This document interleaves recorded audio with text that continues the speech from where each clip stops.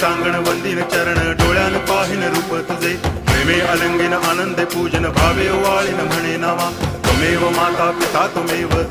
बंधुश्च सखा त्वमेव विद्या करुणं त्वमेव सर्वं मम देव कायेन वाचा मनसेन्द्रियैर्वा बुद्ध्यात्मना वा प्रकृति स्वभावात् करोमि यद्यत् सकलं परस्मै नारायणायति समर्पयामि अच्युतं केशवं रामनारायणं कृष्णदामोदरं वासुदेवं हरि गिरिधरं माधवं गोपिकावल्लभं जानकीनायकं रामचन्द्रं भजे हरे राम राम